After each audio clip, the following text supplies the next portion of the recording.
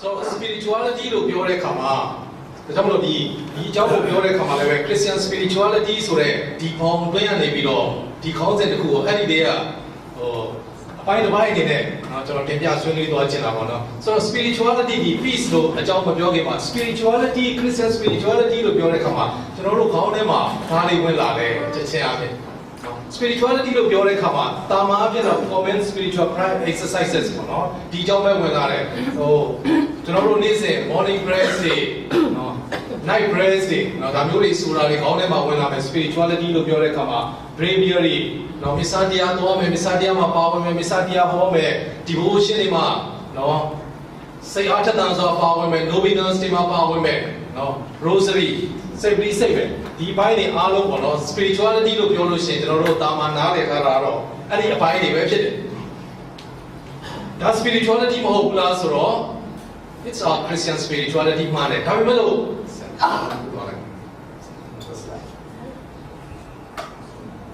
Christian spirituality ကိုအဲ့ဒီအပိုင်းမှာပဲရပ်ထားလို့ရှိရင်နော်ဘုရားကျောင်းထဲမှာပဲဆူတောင်းတယ်ကိုယ့်ရဲ့အိမ်ရှိမှာဒီအခုမှအိမ်မှာရှိမှာရှိတယ်ကိုယ့်အိမ်မှာရှိတယ်ဘုရားရှင်ရှိမှာပဲဆူတောင်းတယ်ပြီးတဲ့အခါမှာဒီလောကထဲမှာဒီကမ္ဘာထဲမှာအလုပ်လုပ်တဲ့အခါမှာပတ်ဝန်းကျင်မှာသွားပြီးတော့လူတွေနဲ့ထိတွေ့တဲ့အခါမှာလူတွေရဲ့အခက်အခဲတွေလူတွေရဲ့ပြဿနာတွေလူတွေရဲ့အခြေခံလိုအပ်ချက်တွေ life of the people လူတွေရဲ့ဒီဘဝအသက်တာတွေနဲ့ကိုယ့်ရဲ့ဒီ spirituality ကဆက်စပ်မှုမရှိဘူးဆိုလို့ရှိရင် authentic Christian spirituality လို့ကျွန်တော်တို့ပြောလို့မရဘူးเนาะit's called a spirituality of disengagement လို့ပြောတယ်เนาะလူတွေရဲ့ပြဿနာတွေလူတွေရဲ့အခက်အခဲတွေလူတွေရဲ့လိုအပ်ချက်တွေနဲ့ဘာမှဟိုကလက်တွေကိုရှုထားတဲ့ spirituality เนาะအဲ့ဒီဥစ္စာကိုဘာပြောလဲဆိုလို့ရှိရင် John Sobrino လို့ဒီမှာတော့ပြောထားတာเนาะJohn Sobrino ဆိုတဲ့ပုဂ္ဂိုလ်ကတော့ Jesuit ဘုန်းကြီးပါပဲ Father မရဲ့မိတ်ဆွေလည်းဖြစ်ရှင်လည်းပဲဖြစ်နော်သူက liberation theology မှာရေးတဲ့နေရာမှာနာမည်ကြီးတဲ့ပုဂ္ဂိုလ်တွေမှာနော်ဒီ Father လည်းပဲဖြစ်တယ် Jesuit Father တွေပါ El Salvador မှာဒီ Archbishop Oscar Romero နော်သူနဲ့အများကြီးပဲလက်တွဲလုပ်ခဲ့တယ်နော်ဒီ liberation theology မှာရေးတဲ့နှစ်ပါးပါ John Sobrino နဲ့ Gustavo Gutierrez နော်သူတို့နှစ်ပါးနာမည်ကြီးတယ်တော့နှစ်ယောက်နာမည်အားကြီးတယ်နော်သူကဘာပြောလဲဆိုရင်အဲ့လို spirituality ကို the absence of true incarnation and reality လို့ပြောတယ်အဲ့ဒီ spirituality ကိုနော် the absence of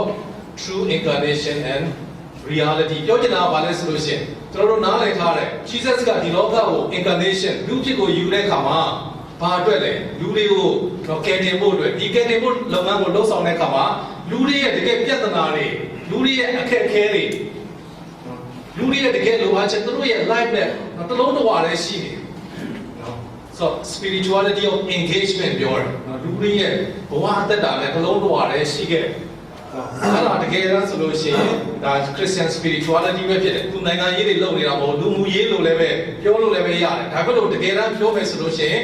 that is a Christian spirituality နော်ဒါကြောင့်မလို့ခုနကပြောတဲ့ spirituality of disengagement နော်အဲ့ဒီအခြေအနေကနေပြီးတဲ့အခါမှာဒီ internet မှာတွေ့ရပါတော့ကျွန်တော်တို့ရဲ့ဒီခါလေးတဲ့ဟိုစာက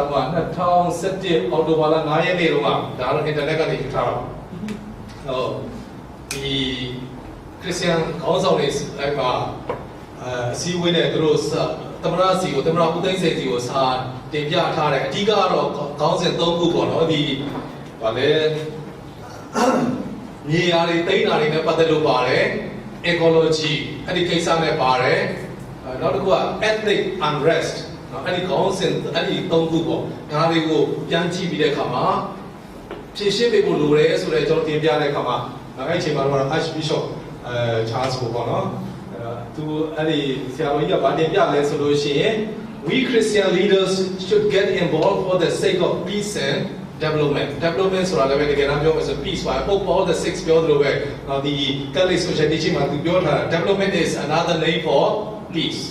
နော်ဆိုတော့ဒီ peace တွေပြောတဲ့အခါမှာပြောချင်တာကာဒီနယ်ကြီးကအဲ့အချိန်တုန်းကဒီဥစ္စာတွေပြောတာဟာနိုင်ငံရေးပြောနေတာမဟုတ်ဘူးတကယ်တမ်းဆိုလို့ရှိရင် that is Christian spirituality ဒါကြောင့် calling for moving towards an integral Christian spirituality နော်ကိုယ့်ရဲ့ Christian ဘဝအသက်တာ Christian တခုဆိုရင်ဘယ်လိုအသက်ရှင်ရမလဲဆိုတဲ့အားကိုနော်အဲ့ဒီဘက်စီကိုရောက်လာဖို့အတွက်ဒါဖိတ်ခေါ်နေခြင်းပဲဖြစ်ဆိုတော့ဒီပုတ် Benedict XVI ကလည်းပဲနော် Deus Caritas Est သူရဲ့ဒီ encyclical မှာပြောလဲဆိုလို့ရှိရင် Christian တဲ့အောက်ဖြစ်တယ်ဆိုလို့ရှိရင်အသက်ရှင်ဖို့တို့ရဲ့ mission ကဘာလဲဆိုလို့ရှိရင် we have to show the people the way to heaven ကောင်းကင်လမ်းကိုပြရမယ်အဲ့ဒီကောင်းကင်လမ်းကိုပြတယ်ဆိုတာဘာပြောလဲဆိုလို့ရှိရင်ကောင်းကင်လမ်းကိုပြခြင်းဆိုတာ show our people the way to peace and love ငြိမ်းချမ်းရေးလမ်းကိုပြရမယ်ငြိမ်းချမ်းရေးချစ်ချင်းမြတ်တာလမ်းကိုပြရမယ်သူတိရှိလို့မပြော show နော်ဒီနေ့ကပဲmajor seminary မှာ interview လာလုပ်တယ်ပါသားလည်းရှေ့ရှေ့ဝေးဝေးမပြောပါနဲ့တူတူလေးပြောစမ်းပါတဲ့နော် professor နဲ့ formator နဲ့ဘာကွာလဲတဲ့စကလုံးတစ်လုံးနဲ့ပါပြောမယ်ဆိုရင်ဘယ်လိုပြောမလဲကျွန်တော်စဉ်းစားရတယ်စလုံးနဲ့ပြောဖို့ခက်တယ်ကျွန်တော်ပြောတာ to teach နဲ့ to show လို့ပြောလိုက်နော် professor သင်ကြားဖို့ပဲရော formator ပါတော့ to show ကိုယ်တိုင်လည်းပဲအဲ့ဒီတိုင်းပါလေသင်ရုံနဲ့မကောင်းအဲ့ဒီတိုင်းအသက်ရှင်နေတယ်ဆိုတာပါလေပြဖို့လိုတယ် to show ဒီမှာလည်းပဲပြောချင်တာ show our people the way to peace and love Christian တိုင်းကဒီအသက်တာနဲ့အသက်ရှင်ရမယ်နော် love and peace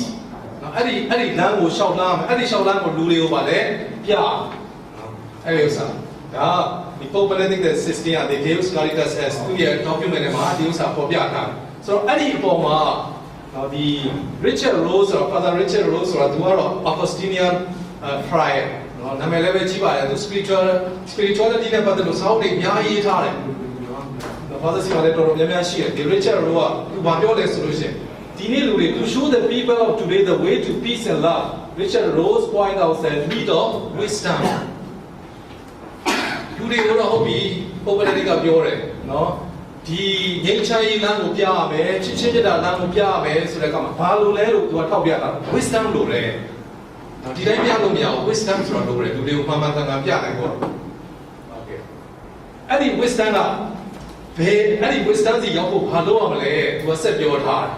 အဲ့ဒီမှာလမ်းတစ်လမ်းတွေ့နော်လမ်းတစ်လမ်းနဲ့လာမယ်အဲ့ဒီ wisdom စီကိုရောက်လာဖို့ so he showed the two necessary parts that move towards such a wisdomအဲ့ဒီ wisdom ရဖို့အတွက်ဒီလမ်းတစ်ခုကိုရှောက်အဲ့ဒီလမ်းတစ်ခုကပထမတစ်ခုကဘာလဲဆိုလို့ရှိရင် a radical path inward အတွင်းထဲမှာပြန်တော့နော်အဲ့ဒီလမ်းတော့အတွင်းထဲမှာ radical path inward ပြောရအောင်အဲ့ဒီဥစ္စာကတော့ဘာလဲဆို in other words to contemplation ဘာမှလို့တရားထိုင်တယ်အဲ့ဒီအဓိပ္ပာယ်တော့ contemplation ကြီးရောက်ချင်မှရောက်ပြောချင်တာတရားထိုင်တဲ့ဟာနော်တို့ Christian ဖြစ်တယ်ဆိုလို့ရှိရင်ဒီဥစ္စာradical path and word ကိုအဲ့ဒီလမ်းကိုလည်းပဲရှောက်ရမယ်။နောက်တစ်ခါကဘာလဲဆိုလို့ရှိရင် radical journey outward အပြင်လမ်းကိုလည်းပဲဒီထဲမှာပဲရပ်ပြီးမှပါလေအဲ့ဒီလမ်းနဲ့ရပ်သွားရင်လည်း wisdom စီမရောက်နိုင်ဘူးသူပြောချင်တာ။အဲ့ဒီ wisdom စီရောက်ဖို့ကဘာလဲဆိုလို့ရှိရင်အတွင်းထဲမှာပြန်သွားသလိုအပြင်လည်းပဲထွက်သွား။အဲ့ဒီအပြင်ထွက်သွားတဲ့လမ်းကဘာလဲဆိုရင် to commitment on the social issues of our timeဒီဒီလူတွေဘာတွေခက်ခဲနေတယ်လဲဘာတွေပြဿနာတွေနဲ့ချင်းဆိုင်ဘလောက် suffering တွေနဲ့ပါလဲရင်ဆိုင်နေရတယ်လေအဲ့ဒီလမ်းကိုရှောက်ပါလဲပဲဒါခုနကအတွင်းထဲက contemplation နဲ့အဲ့ဒီလမ်းတစ်လမ်းကိုရှောက်မယ်ဆိုလို့ရှင်တော့စောစောကလူတွေကိုပြဖို့ကငြိမ်းချမ်းရေးလမ်းစီနဲ့ချစ်ချင်းမြတ်တာလမ်းစီကိုပြတဲ့ wisdom ဆိုတာလို့မှတကယ်ရပါနော်ဆိုတော့သူကဘာပြောလဲဆိုလို့ရှင်ခုနက Richard Rowe ကပဲသူ့စာထဲမှာဘာပြောလဲဆို these two parts hardly came togetherပြဿနာအဲ့ဒါအဲ့ဒီနှစ်ခုကပါလေတူတူမလားနိုင်ဘူး contemplation သမားလည်းဟာငါဖျားတရားတဲ့နေရာအရန်ပြောတာပဲဘာမှကိုစိတ်ဝင်စားတော့ဒါမှမမှန်ဘူးနော် contemplation လမ်းလွဲနေအဲ့ဒါကိုပြောချင်အဲ့တချို့လည်းပဲပါလေ activist ချမယ်တိုင်းပဲဟာဒါလို့တော့ injustice ကိုအတွင်းထဲမှာတော့ပါလေဖျားမရှိဘူးနော်အဲ့လိုမျိုးဖြစ်သွားလို့ရှိရင်ပါလေသူကအဲ့ဒီလမ်းကပါလေအတူတူခေါင်းနဲ့ပန်းလို့ပဲနော်အတူတူပါလေတွဲပြီးတော့သွားနေအောင် these two ပါ that's both base have the gospel တလမ်းပဲနေမယ်ဆိုလို့ရှိရင်တော့ gospel ကိုတကယ်ကျွန်တော်တို့သမာကျမ်းစာတော့ပြည့်ပြည့်ဝဝအသက်ရှင်တဲ့လူမဖြစ်နိုင်ဘူးနော်တစ်ဝက်ပဲနေတဲ့လူမျိုးပဲဖြစ်ဆိုတော့ contemplation commitment on the social concern must be there to intertwine dimension of the life of those who seriously live the whole gospel and the whole truthတကယ်ကို seriously whole gospel ပြည့်ပြည့်ဝဝအသက်ရှင်ပဲနော်အဲ့ဒီအတိုင်းဆိုလို့ရှင်ပါလေဒီနှစ်ခု commitment on the social concern and contemplation are two intertwined dimension of our Christian life နော်ခေါင်းနဲ့ပန်းလို့ပဲဒီနှစ်ခုကိုလို့သင်ကြဆိုတော့အဲ့ဒီနှစ်ခုတလမ်းလေးကနော်ဒုတိယလမ်းကိုဦးစားပေးပြီးတော့လည်းတင်ပြချင်တယ်ဒီနေ့က peace based on justice and love and mercy ဖြစ်နေတဲ့အတွက်ကြောင့်မလို့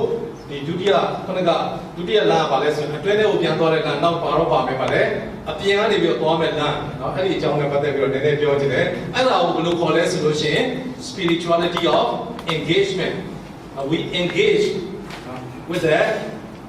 lives of the people with the difficulties problems needs အဲ့ဒါတွေနဲ့ပါလေတနည်းအားဖြင့်ပြောမယ်ဆိုတော့ involvement and social concernအဲ့ဒီမှာပါဝင်ရတယ် so အဲ့ဒီ spirituality ကိုလည်းပဲ transformative spirituality လို့လည်းပဲပြောတယ် transformative transform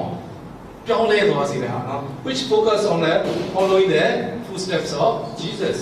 King Christ ရဲ့ရှောက်လန်းတဲ့လမ်းအတိုင်းပဲဆက်ပြီးတော့ဒီအဲ့ဒီပေါ်မှာ focus ထားတဲ့ spirituality ပေါ့ဆိုတော့ Jesus ကဘယ်လိုမျိုးရှောက်လန်းခဲ့တယ်လဲ to fully liberate all human beings but particularly the poor the persecuted and the oppressed from different kinds of oppression that's enable them to live the fullness of life လူလာလာနဲ့ပြည်ပြည်ဝဝအသက်ရှင်နိုင်ဖို့အတွက်လူတိုင်းကို liberate လုပ်တယ်အဲ့ဒီမှာထူးထူးခြားခြားပါလဲဆိုလို့ရှိရင်ကိုယ့်ကိုယ်မထနိုင်တဲ့နော်ဖိနှိပ်ခံနေနေပါနေစကားတဲ့ပုဂ္ဂိုလ်တွေသူ့နော်အဲ့ဒီပုဂ္ဂိုလ်တွေအတွက်အထူးပါလဲ liberate လုပ်ခဲ့တဲ့ mission ပဲဖြစ်တယ်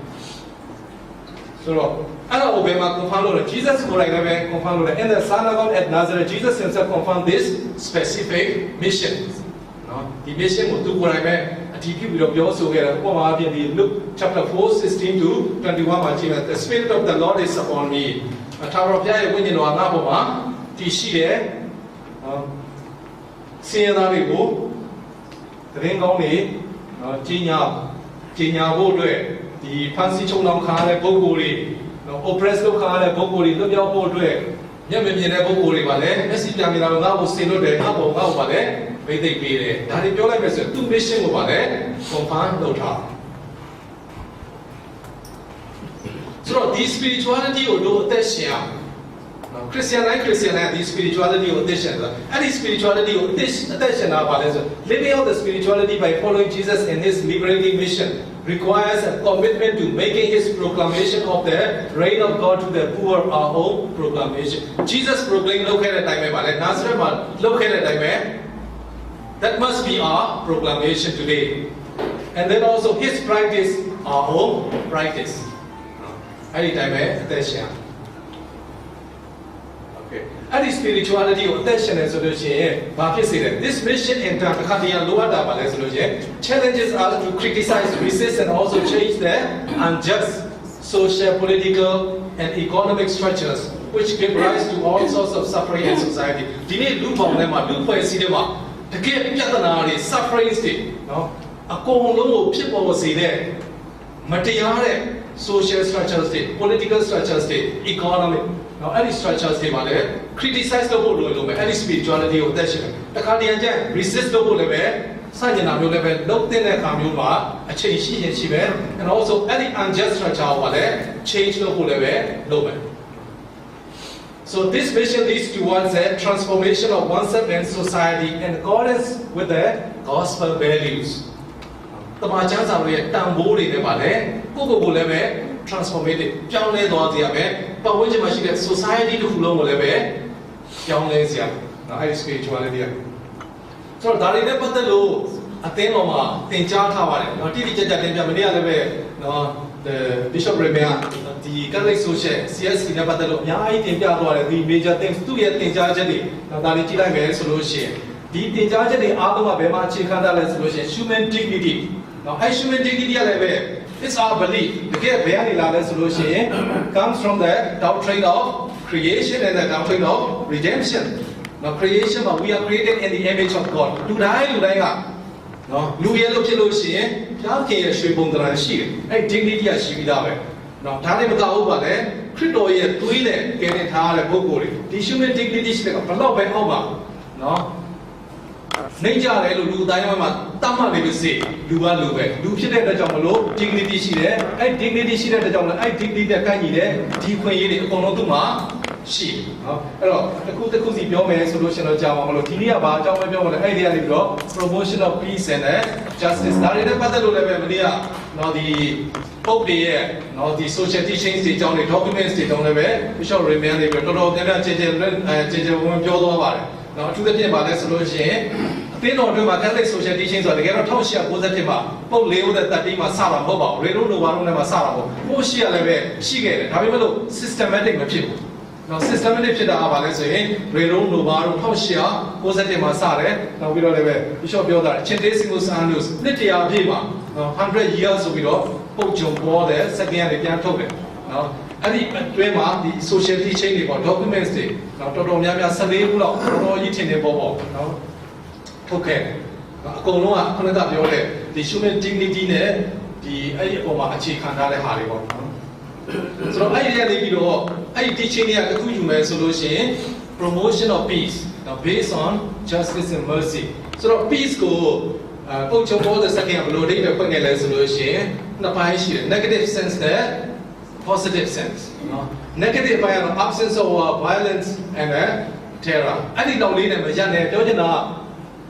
absence of war လို့ပြောတဲ့အခါမှာအခုတိုက်ပွဲဖြစ်နေတဲ့ community နဲ့ပါလဲ agreement လုပ်မယ်ပါလဲဒီနေ့ငြိမ်းချမ်းသွားပြီမဟုတ်ဘူး that is very negative sense နော်အဲ့ဒီလောက်နဲ့မဖြစ်ဘူး peace လို့ပြောလို့ရှိရင် positive sense နော်အဲ့ဒီအရေးကြီးတယ် just and a stable order of peace guarantee of true liberty security of existence development for all people respect for the rights of man နော်ဒီဥစ္စာတွေကိုစီကိုလာနိုင်ရမယ်ဒါမှသာလျှင်ပါလေ peace ဆိုတဲ့စကားလုံးကို definition ဖွင့်တဲ့အခါမှာတော်တော်လေးပြည့်စုံမှာမဟုတ်ဘူးဆိုလို့ရှိရင်တော်တော်များများ peace လို့ပြောလို့ရှိရင် negative sense ပဲနော်လင်းနေများလည်းရဖြစ်တယ်နော်နှစ်ယောက်နော် reconcile လုပ်ပြီးတော့ဒီတိုင်းလေးပဲပြီးသွားတာမဟုတ်ဘူးပါလေသူ့ရဲ့ values တွေစီလာနိုင်ဖို့လိုတယ်နော်ရေရှည်အတွက်ဆိုတော့ strategy of peace ငြိမ်းချမ်းရေးအတွက် view ပါရပါတယ်လေ Gaudium Express number 78နောက်ပါဒီကနေ့ document မှာပြောလာလို့ဆိုရင် to eliminate the cause of war and violence ဒီ violence တွေကိုရပ်သွားရုံနဲ့မကောင်း cause ဘာကြောင့်ဒီဥစ္စာတွေနော်ဖြစ်နေရတယ်လေဒီလိုဆရာတော်ကြီးလည်းပဲတစ်ခါပြောတော့ပါတယ်နော်ဒီဆရာတော်ကပါလေဒီမန္တလေးမှာမွတ်စလင်တွေနဲ့ဒီဘုရားဘာသာတွေနဲ့နော်ကိုရောင်ဒီရောင်ဖြစ်တဲ့အခါမှာသူ့ကိုမေးတယ်ဒါကိုဘယ်လိုမြင်လဲလို့ပြောတဲ့အခါမှာမစိုးပါဘူးအဲ့ဒါဖြေတာနော်ဆိုတော့လူတွေကဗမာပြည်လူတွေကဘာကြည့်လဲဆိုလို့ရှိရင်ခွေးကိုနော်ဥမာခဲနဲ့ထုလိုက်တယ်ခွေးအော်သွားတာနောက်မှခွေးထွက်ပြေးသွားတာအဲ့ဒီနောက်ကိုပဲလိုက်တယ်တဲ့နော်အဲ့ဒီခဲကဘယ်ကထွက်လာတယ်လဲဆိုတာသိပြီးတော့မကြည့်ကြဘူးနော် cause ကိုပါလေမရှောင်တကယ်ဖြစ်နေတဲ့နေရာမှာပဲဗါလဲ effects နော်အဲ့ဒီနေရာမှာပဲအကုန်လုံးကစုပြုတ်ကြည့်တာဘယ်ကနေဒီပြဿနာတွေပေါ်လာတယ်လဲဆိုတဲ့ဟာကို cause ကိုကြည့်တယ်ဒါကြောင့်မလို့ဒီ peace ကိုရှာတဲ့ကောင် strategy of peace မှာဆို violence နဲ့ war နဲ့မဟုတ်ပါလေအဲ့ဒီ cause တွေကပါတယ်လေနော်ဒါတွေကိုပါလေ eliminate လုပ်နိုင်ရမယ်အဲ့ဒါဘက်ကလည်းပဲ strategy of peace မှာ respect the rights dignity of other people and nation ဒီဥစ္စာတွေလည်းပဲပါဝင်တယ်ဒါကြောင့်မလို့ to eliminate the cause of war the cause of violence လို့လည်းပတ်သက်လို့စောစောပြောတဲ့ Oscar Romero Archbishop of El Salvador နော်အဲ့ဒီမှာလည်းပဲဗမာပြည်နဲ့ပုံစံယူလာတွေအများကြီးရှိခဲ့မှာပါဒီ military တွေရဲ့ဗာလဲ violence တွေအများကြီးရှိခဲ့နော်ဒီ Latin America မှာ El Salvador ဒီ Archbishop အနေနဲ့နေတဲ့အချိန်မှာနော်ဒါသူမိန့်ကြားခဲ့တဲ့ဩဝါဒပါပဲနော်ဒီ violence of love ဆိုတဲ့စာအုပ်ထဲမှာမပြီးသေးဘူးviolence of love တဲ့မှာတော့ဒီအချသူဟောခဲ့တဲ့ဩဝါဒတွေအားလုံးစုထားတာရှိတယ်။အဲ့ဒီကပြောမယ်ဆို I will not be tired of declaring that if we really want an effective end to violence, we must remove the violence that lies at the root of all violence. No. Violence တွေလည်းပဲ eliminate လုပ်ဖို့မဟုတ်အဲ့ဒီတကယ် root cause ကိုရှာပြီးတဲ့အခါမှာ eliminate လုပ်နိုင်ရမယ်။နော်အဲ့ဒါတွေပဲဥပမာအဖြစ်သူထောက်ပြတာတွေက structural violence, social violence, exclusion of citizens from the management of the country repression နော်ဒါတွေကတကယ် root cause တွေပဲ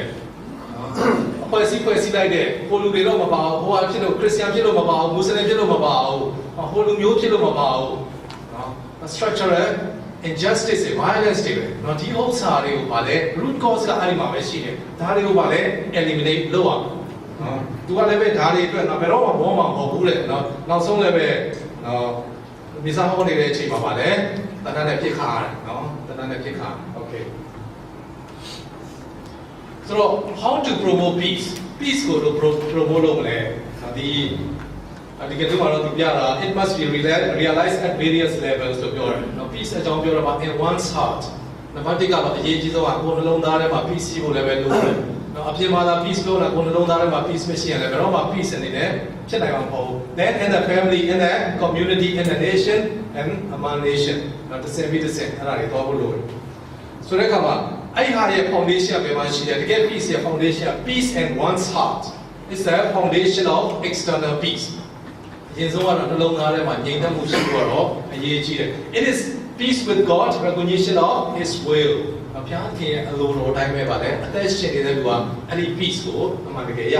နော် so discord in one's heart hinders and all blocks eternal external peace အတွင်းထဲမှာမပြေလည်ဘူးဆိုလို့ရှင်တော့တွေးတဲ့လူကရန်သူပဲဖြစ်နေတော့မှာပဲနော်အဲ့ဒါမျိုးဖြစ်တယ် so it is a source of antagonism or to the world around ကိုယ့်ကိုမပြေလည်ဘူးကိုယ့်ကိုမပြေလည်မိသားစုတွေမှာမပြေလည်ဘူးရန်ဖြစ်တယ်အဲ့ဒီမိသားစုမှာရန်ဖြစ်နေတဲ့လူကအပြင်မှာလည်းပဲပါလေဒုက္ခပေးနေတဲ့လူပဲဖြစ်မှာနော်ဒါကြောင့်မို့ Pope Francis ကပြောလဲဆိုလို့ရှိရင် peace လို့ပြောတဲ့အခါမှာ that peace which God the Father wants to sow in the world must be cultivated by us this involves a real struggle spiritual battle ဒီပြောတာ spiritual battle that takes place in our hearts ကိုယ့်ရဲ့နှလုံးသားတိုက်ပွဲထဲမှာကိုအောင်နိုင်ဖို့လိုသေးတယ်အဲ့ဒါပါလဲဆိုလို့ရှိရင်ဆိုတော့ for the enemy of peace is not only war ငြိမ်းချမ်းရေးရဲ့ရန်သူကစစ်ပွဲတစ်ခုတည်းမဟုတ်ပါဘူး but also indifference မပူမအေးတဲ့ပတ်ဝန်းကျင်မှာဘာတွေဖြစ်နေပါလဲ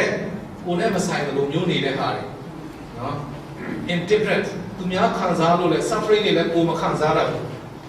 ဒုက္ခတွေဘလောက်ရောက်နေကိုကဘာမှဖြစ်အေးအေးဆေးဆေးပဲ aircon ထဲမှာပြည့်တော်မြင်နေတယ်ဆိုတာမျိုးနော်ဆိုတော့ indifferent which makes us think only of ourselves and creates various suspicion fears and notions of mind and heart တို့စိတ်ကိုလည်းပဲပါလေအကုန်လုံးပိတ်ထားတယ်နှလုံးသားကိုလည်းပဲပိတ်ထားတယ်ဘာတွေဖြစ်နေကလည်းမဆိုင်ဘူးဆိုတော့ indifference that is also the enemy of peace ဆိုတော့ဒီခုနကပြောတဲ့ promotion of peace ကိုလုပ်တဲ့အခါမှာစောစောလည်းမနေ့ကလည်းပဲပါတော့ပဲ prayer ဆိုတာသိပြီးတော့အရေးကြီးပါတယ် prayer for peace obtain its importance because it is able to transform the hearts of men လူတွေရဲ့နှလုံးသားကိုပြောင်းနိုင်တယ်နော်တို့ Christian အနေနဲ့တကယ်လည်းပဲယုံကြည်ပါတယ်ကြောင့်လို့ prayer ကိုလည်းပဲပေါ်တန်နဲ့မှတွက်လို့မရဘူးပါလေပြန်ပြီးတော့ကြည့်မယ်ဆိုလို့ရှိရင် history မှာပြန်ကြည့်မယ်ဆိုလို့ရှိရင် atheism ရုရှားမှာအားပြင်းထန်တဲ့အခါမှာ1919ကနေစပြီးတော့ millions and billions of Christians တွေဆူတောင်းနေကြနောက်ဆုံးမှာပါလေဘယ်သူမှဒီဥစ္စာကဘာလို့လွှမ်းမိုးမယ်လို့ထင်တာဟာမထင်ပါဘဲနဲ့ပါလေပြိုကွဲသွားလူတွေရဲ့နှလုံးသားပြောင်းလဲနိုင်တာ prayer ပဲเนาะဒါကြောင့်ဒီ prayer ကိုလည်းပဲသိပြီးတော့အရေးကြီးတယ် prayer for peace ဆိုတော့ဒီကတော့ခုနကစုကောင်းမြတ်တာတွေကခုနက spirituality ပဲပေါ့ဒါမှမဟုတ်ဒီ imperfect world ဒီဘယ်လိုပြောမလဲအားနည်းချက်တွေနဲ့ရှိတဲ့ပုဂ္ဂိုလ်တွေအတ္တဆန်ရတဲ့ပုဂ္ဂိုလ်တွေအတွက်တော့ခုနကပြောတဲ့ conflicts တွေကတော့အများအားဘယ်မှရှောင်လို့ရမှာမဟုတ်ဘူးเนาะ conflicts တွေရှိတယ်အဲ့ဒီခါမှာဖြည့်ရှင်းတဲ့ခါမှာဘာလို့လဲ condition ဆိုတာပေးထားတယ်เนาะအဓိကမဖြည့်ရှင်းနေတဲ့လိုအပ်တဲ့အရာပါစံ personal attitudes of justice လူတိုင်းကတရားမျှတမှုဆိုတာအကုန်လုံးပြောတာပဲမတရားတဲ့စစ်ပွဲသွားတယ်လို့ပြောတယ်တရားအောင်ရှင်းပြန်ကြည့်လို့ရှိရင်အကုန်လုံးကပါလေတရားသောစစ်ပွဲကိုဆင်နွှဲတဲ့ပုဂ္ဂိုလ်ကိုကြည့်ရအဲ့လိုမျိုးပြောတယ်ဒါပေမဲ့အဲ့ဒီ justice က personal attitudes of justice ဘယ်လိုမျိုး justice ကိုဘယ်လို define လုပ်နော် sensitivity to others ဒီ solution တွေ conflict solution မလုပ်ခင်ပါတဲ့တစ်ဖက်လူတွေရဲ့ခံစားချက်ကိုနားလည်ပေးဖို့လိုတယ်အဲ့လိုမှမနားမလည်ဘူးဆိုဘာမှရဖြစ်လာမှာမဟုတ်ဘူးနော် so the freedom from prejudice လာတဲ့ကဒီလူတွေနဲ့ပါလေလုံမနေပါနဲ့ဟောလုံနေလဲပါလေဘာမှဖြစ်မှာမဟုတ်ဘူးဆိုတော့ဘာမှလည်းဖြစ်မှာမဟုတ်တော့ဒါကြောင့်မို့ prejudice တွေကိုပါလေလာတဲ့ကွာကိုယ့်ကိုရှင်းထားနိုင်ဖို့လိုတယ် tolerance idea တူတော်လည်းပဲသူပြောတဲ့အထက်မှာဘာ values တွေရှိလဲကိုကြည့်နိုင်အောင်နော်ခါကလေးကိုယ်စားပဲကိုယ်စားအမှန်ဆုံးလို့သတ်မှတ်တာအထူးသဖြင့်ဒီအာနာရှင်နိုင်ငံတွေမှာဆိုလို့ရှိရင် ideology ကငေါ့စားပါလေအမှန်ဆုံးပဲသူ့စား 100% မှာလေကိုယ်စား 100% မှန်တယ်တော့ဘာတိချင်းမှာတော့ရှိတယ်အပြစ်မှမရှိဘူးเนาะအဲ့ဒီဥစ္စာပါလေအဲ့လိုမျိုးသူလည်းပဲမှန်တာတွေရှိတယ်ကိုလည်းပဲမှန်တာတွေရှိတယ်เนาะအဲ့ဒီအတွေ့အခေါ်မျိုးရှိတော့ if the double ability to compromise ကိုယ်သူဘက်ကလည်းတိုင်းတာခုတည်းတော့စဉ်းစားကိုယ်ဘက်ကလည်းပဲလာပြီးတော့စုံနိုင်တဲ့နေရာတစ်ခုတော့ရောက် solidarity လို့ပြောတဲ့အခါမှာလည်းပဲခုနက တော်များများအပြင် values တွေတော့ exclusive solidarity မျိုးညားတယ်ကိုယ်နဲ့ idea တူတဲ့ပုဂ္ဂိုလ်တွေယုံကြည်တာတူတဲ့ပုဂ္ဂိုလ်တွေလူမျိုးတူတဲ့ဒါမျိုးတွေကိုပါလဲ solidarity တော့အတော်တန်ရှိကြတယ်ဒါပေမဲ့ခရစ်တော်သင်ကြားတဲ့ solidarity က all inclusive solidarity နော်ဘယ်သူမှမကြည့်နဲ့ပါလဲလူဆိုတဲ့အရာတစ်ခုကိုပဲကြည့်ဖို့လိုတယ်အဲ့ solidarity ကဆိုတော့ဒီထဲမှာခုနကကျွန်တော်ပြောမဲ့ခေါင်းစဉ်ကလည်း peace and justice ဆိုတော့ခုနက justice ပဲကိုခုနကတခြား sensitivity ကိုမတော်တော့ပဲ justice ကိုပြောမယ် justice ကိုပြောတဲ့အခါမှာနော် Catholic Church အနေနဲ့အဓိကသုံးခုပြောတယ် justice speaks of right relationship ကိုယ့်ရဲ့ with God with people and God's creation justice အဲ့ဒီသုံးခုနဲ့ပါလေတိုင်းတာအတရားဟုတ်တရားတယ်ဆိုပထမဆုံးကတော့ပါလေ to God ဘုရားကိုပေးရမယ့်အရာဘုရားကိုပေးလို့ရှိရင် that is justice ဘုရားကိုပေးရမယ့်အရာပါ love the Lord your God with all your heart and soul all your mind and strength ဘုရားကိုတန်တဲ့အရာတွေတဲ့ဦးစားပေးလိုက်မပေးဘဲနဲ့ဘုရားကိုဒုတိယနေရာမှာထားရင် that is injustice to God so now to go to people love every human person man woman အကုန်လုံးကိုချစ်ရမယ် like another said with special concern for the poor the downtrodden and the oppressed ဒီပုဂ္ဂိုလ်တွေကိုဘယ်လောက်ချစ်တယ်ဒါတွေကို live ရှုနေလို့ရှိရင် that is neglect of love မဟုတ်ဘူး neglect of justice နော်နောက်တစ်ခုက to the earth ကိုလှုပ်ချင်တယ်လို့ပါလေလှုပ်တယ်ဒီနေ့အသက်တော်တွေဖြစ်စည်းတယ်ပင်လယ်တွေဖြစ်စည်းတယ်တဘာဝပတ်ဝန်းကျင်တွေပါလေဖြစ်စည်းတယ် that is an injustice နော်အဲ့ဒီသုံးခုနဲ့ပါလေတိုင်းတာ injustice of love whenever any of those relationships are broken I will get see that like injustice. So Thomas Aquinas, Summa Theology, to South Tema, maybe Pope Pius 12 about your solution. Peace is the work of justice. The peace goes out in Ballet, justice. Now, church teaching no solid social order and no lasting peace are possible without respect for the demands of justice. The demand justice here, council who respect the laws, Roma, lasting peace, machine and the problem is that concepts people have of justice. Justice, blue new building, blue nale, and you say, church teaching about church justice must be animated by love, mercy, charity, now, animated not to be used as an instrument in the service of merciless enforcement of right. Right, so nobody demands of justice. Roman says here, supreme right, supreme injustice. Right, supreme injustice. Love must temper the rigid demands of justice whenever this is more in agreement with the true welfare of a neighbor and the community. The solution, the chance of Matthew 18:21 to 35. I want solution.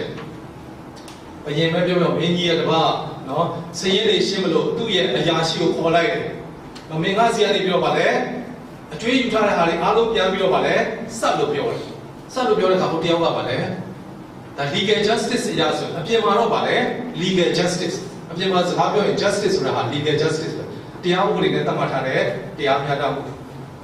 legal justice. Another Pione Kama, 2 towns of by Winshire, also 2 Zia Duchina, Yanio. Ah, Machina, Mabina, they would Pione Kama, no? Solution, maybe the studio, by signing out the Polo Young Below, how Piansa, who were down. There will be a down one. Canadilo somehow, Sabame, Namimelo Vale, Akuro Vale, Machine Srakama, 2 years really, Halo Vale, short like. Any justice view, then what things are, again, a justice solution, animated by love, mercy, charity, and a power solution. Now, do the other, I go out of Tadwa, be the command, the Chadio, a second year, allow Mamma Joe Palo and waited to cheat hard. Make out the cheat had a cook young son. If you know, I just have a level of get at the Boba. No, if you come about it, however, got it. No, however, got it. The Halebe, do thy way, Maro, justice, legal justice. Do the cheat Ballet, Mabina, I don't know the way. I'm not a thing of justice to do any duty justice will be a hobo, but a justice will animated by love, mercy, charity. And you say, ဒါကြောင့် peace ကိုတည်ဆောက်တဲ့အခါမှာကျွန်တော်တို့ justice အဲ့ဒီ justice ကတကယ်ကိုယ့်ရဲ့မိဘကိုဘလောက်မြစ်တာပြဖို့ပါလဲမပါဘူးလေဒါကိုလည်းအဲ့ဒီ justice မှာအများအားပြန်ပြီးတော့သုံးသပ်နိုင်ဖို့လိုအပ်တယ် Justice is substantially in need of the spirit of love. The ultimate reason is that only love is able to know their neighbor truly and accordingly to know fully what is his proper due. ပြည့်ပြည့်ဝဝတကယ်တမ်းသိနိုင်တာကိုယ့်ရဲ့မိဘရဲ့လိုအပ်ချက်ပြည့်ပြည့်ဝဝသိနိုင်တာပါလဲဆိုလို့ရှိရင် Justice is substantially in need of the spirit of love. အဲ့ဒီတော့မြန်မာနဲ့မှာ spirit of love နဲ့ကြီးမှာပဲဒီ justice ကလည်းပြောကိုယ့်ရဲ့မိဘရဲ့တကယ်အမှန်တကယ်လိုအပ်ချက်ပြည့်ပြည့်ဝဝကိုလူမြင်တွေ့နိုင်မယ်ဆိုတော့ဒီမှာတခါပြောချင်တာကခုနကပြောတဲ့ justice and mercy တို့ပြောတဲ့အခါမှာ love အကြောင်းလည်းပြောတယ် charity charity နဲ့ social justice ဆိုကျွန်တော်တို့အားလုံးသိပါတယ်ခဏခဏလည်းပဲဒီ NGO တွေပါတယ်ခဏခဏလည်းပဲပြောကြတယ် charity နဲ့ social justice ဒီနှစ်ခုကတော့တကယ်တော့ပြောမယ်ဆိုလို့ရှိရင်ပါလေကျွန်တော်တို့ပြောမယ်ဆိုလို့ရှိရင်ကျွန်တော်နှစ်ဖက်လိုပါပဲတစ်ခါတည်းတော်လို့မရအောင်ဂျိုင်းတောင်းနဲ့တော့ရကြရအောင်နော်ဒါမလို့ပြောချင်တာကပါလေတကယ်ရှောက်နိုင်ဖို့ဆိုလို့ရှိရင်တစ်ဖက်ဆုံးလို့ charity လည်းလိုအပ်တယ် social justice လည်းပဲလိုအပ်တယ်နော် charity ကတော့ community as recipient ခုပြဿနာတွေပါလေရှေ့ရေလွှမ်းမှုတွေပါလေစာအိတ်တွေသွားပေးကြတယ် community ကတော့ပါလေလက်ခံတာပဲလက်ခံတဲ့အဆင့်ပဲရှိတယ်နော် social justice ပါတော့ပါလေ community as partner အဲ့ဒီနေရာတွေမှာမနေ့ကပြောသလိုပဲရေလွှမ်းမှုတွေတော့မဖြစ်အောင်ဘာကြောင့်ဒီဒုက္ခတွေကြုံရတယ်လဲနော်မိကုံးမေးနိုင်ဖို့လိုအပ်တယ်နော်အဲမိကုံးမေးနိုင်ဖို့လိုအပ်တယ် charity မှာတော့ usually direct service လိုအပ်နေတဲ့ဟာကိုသွားပြီးတော့ပေးလိုက်တယ်ဟိုမှာတော့ဗာလဲဆိုလို့ရှိရင် indirect service ဘာကြောင့်ဒီ cost ဒီလိုမျိုးဖြစ်ရတာလဲနော်လူနည်းစုလေးပဲချမ်းသာပြီးဘာကြောင့်ပါလဲလူများစုကဝဲတည်နေရတယ်လေဒါတွေက social justice မှာလာတဲ့ဟာတွေပါပဲနော် charity မှာတော့ promotes dependence ဆိုအမြဲတမ်းပဲ charity ဆိုတဲ့အခါမှာသွားပြီးတော့ပေးနေမှာဖြစ်မလဲကိုယ့်ပုံမှာပဲမိကိုနေတဲ့ပုံစံမျိုးဖြစ်မယ် social justice ကလည်းပဲလိုအပ်တယ်လိုအပ်တဲ့အချိန်မှာတကယ် immediate needs မှာတော့ဒါတွေလိုအပ်တယ် charity ဒါမှမဟုတ်အဲ့လောက်လည်းရက်လို့မရဘူးခုနကကျွန်တော်နှစ်ဖက်သွားသလိုပဲ promotes empowerment သူ့ကိုယ်သူရက်တည်နေအောင်ပဲပါလေလုံဆောင်ပေးခြင်းဟာ social justice ပဲဖြစ်တယ်နောက် charity ကတော့ supervision approach ကလည်း and effects ခုနကဖြစ်နေတဲ့အခြေအနေပုံမှာပဲကိုယ်ကကူညီတယ်နောက်တစ်ခုကတော့ပါလေ cost ကိုကြည့်ရအောင်ဒီတစ်ခုကပါလေရှင်တဲသွားဖို့ဒါသိတော်ရဲ့သင်ကြားမှုတွေပါပဲcharity ကတော့အဲ့ဒီ community ကအဲ့ဒီအခြေအနေကနေတခါမှရုံးထွက်မှာမဟုတ်ဘူးအဲ့လိုပဲဖြစ်တယ်စံအိတ်ပြည့်တဲ့စားပြီးနောက်ထပ်အိတ်လုံးမျောနေပါပဲနောက်ထပ်အိတ်ပါလေမျောနေမဲ့အဆင့်ပဲဒီဘဝနဲ့ဒါပေမဲ့လို့ social justice မှာတော့ promote social change နော်သူတို့မှာအခွင့်အလမ်းတွေပါတယ်ဘာတွေကဖြစ်နေလဲဘယ် cost တွေအဲ့ဒီ cost တွေကို eliminate လုပ်နိုင်လို့ရှိရင်ခဏက social change တွေဖြစ်လာတယ်ဆိုတော့ဒီမှာလည်းပဲစကလုံးတွေကတော့အဲ့လိုပြောတယ်ခဏက charity နဲ့social justice မှာအဲ့လိုမျိုးလည်းပဲသုံးပါတယ်နော် social service နဲ့ social action social service is giving direct aid to someone in need called charity ဘုံမှာ feeding the hungry ငါလည်းလို့တော့ကျွေးတယ် social action ကတော့ is correcting the structure that perpetuate the need နော် chronic ရောက်လာပြီးတဲ့အခါမှာဒီရွာမှာတယောက်ကိုတသိန်းစီပေးတာဟာအရန်ချင်တာတယ်အရန်ပြတာရှိတဲ့ပုဂ္ဂိုလ်ကြီးပဲတော့မှမှာလည်း charity ပဲပြောလို့ရှိတယ်ဒါပေမဲ့ social justice ကပြောလို့ရှိရင်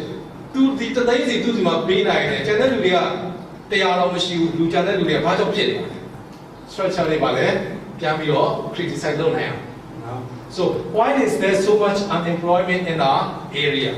ဘာကြောင့်လို့ဖြစ်လာ why are there so many poor in our community ဒါတွေကိုပြောမယ် how will the deforestation of our rainforest affect our global climate အဲ့ဒါတွေဖြစ်ဒါဒီမေးခွန်းတွေပါလေ social justice ကိုမေးနိုင်အောင်ဒါပေမဲ့လူတွေကတော့တော်တော်များများပါလေတခုကိုပဲပို့ပြီးတော့အားပေးတယ်ဒါကြောင့်လည်း Brazilian Archbishop ကပြောခဲ့တယ်ဆို when I feed the hungry they call me a saint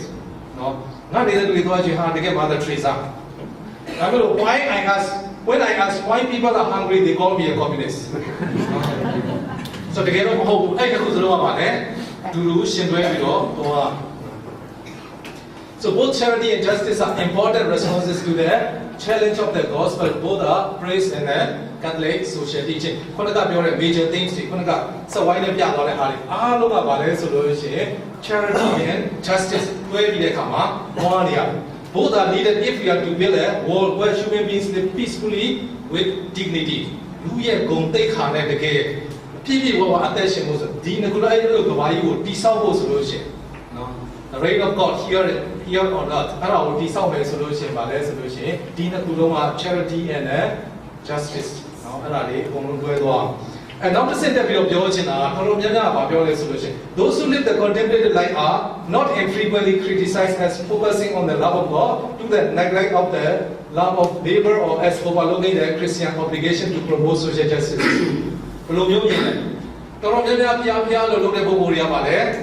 Christian obligation.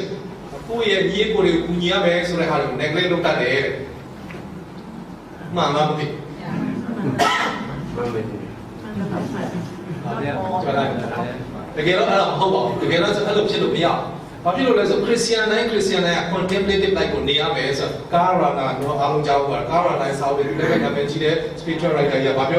The Christian today must be a contemplative or she ceases to be a Christian. Now, put that word, Patamalan, Jobona, Dudia land where Jobi Patamalan, Karana, the Christian today must be a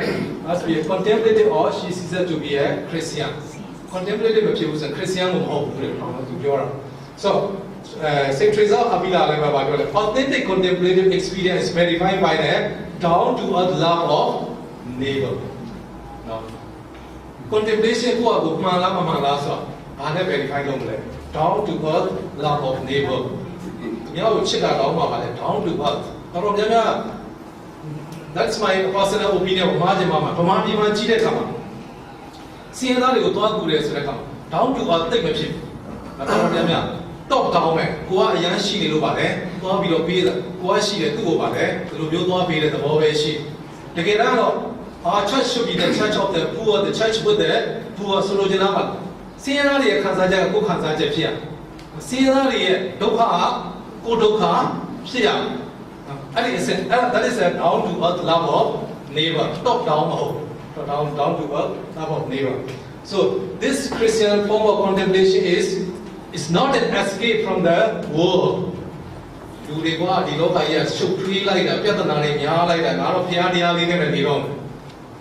That is a false contemplation. But a radical plunge into the heart of life.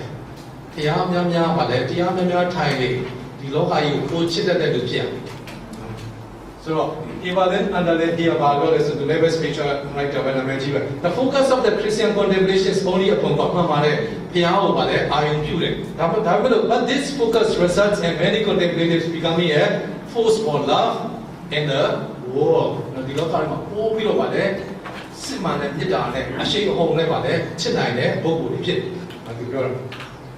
The recommendation are the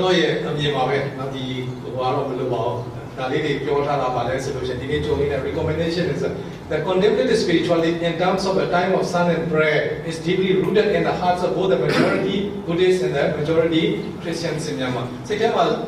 the Garo Majima, Joy Kansaja Badaso. Amajima Shia Bogoria, contemplative attitude Shia Kansar. Absolutely solution. African in the Buddha, Sudan Yazo solution, Kono Vale, you are lonely. Tomami Maku Sudan Yazo, Kono Yingoma, Kono. So contemplative, I tell them a Shibita medical solution. Any also Vale, Mapoto, maybe they come up there. Promo Lolo. Therefore, being conscious of the richness and the spirituality already existing in the culture. Christians in Myanmar should be encouraged to foster such a profound spirituality to experience the moments of loving encounter with God in their daily life.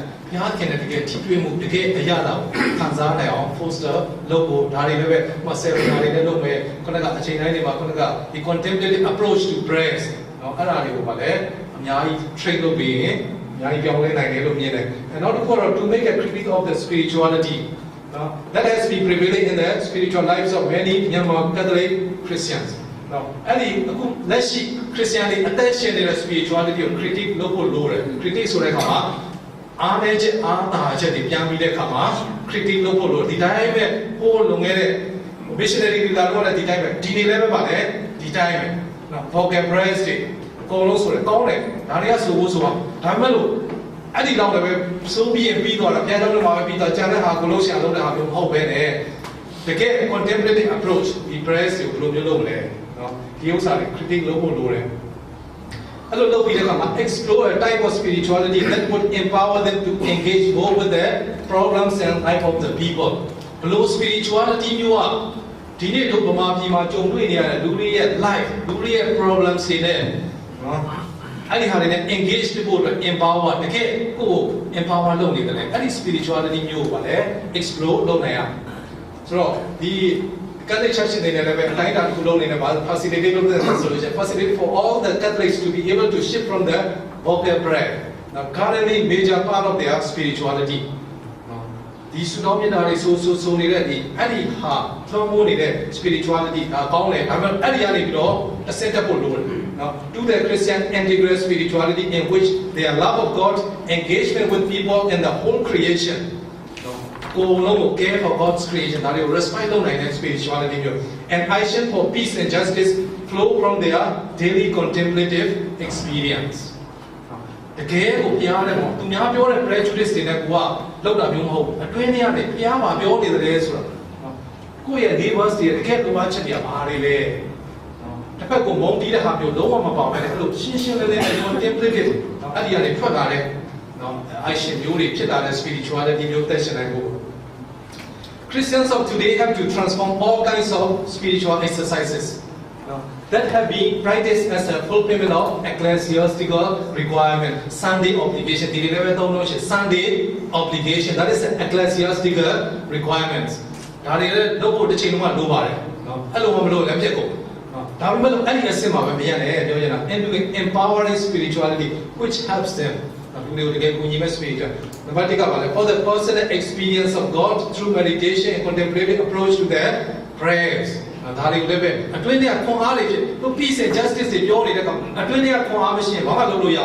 spirituality, force of fire, spirituality,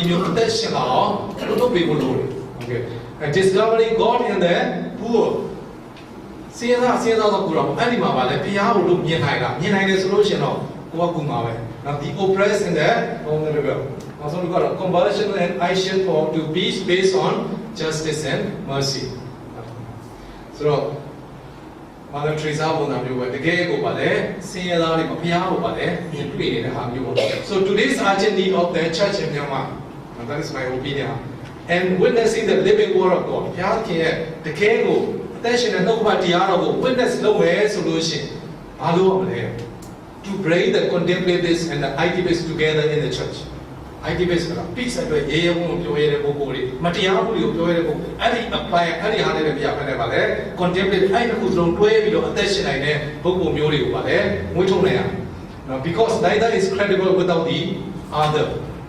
The Kuma and the Kuara is a communist petition. Both incorporate only a half of Christ. Thank you very much.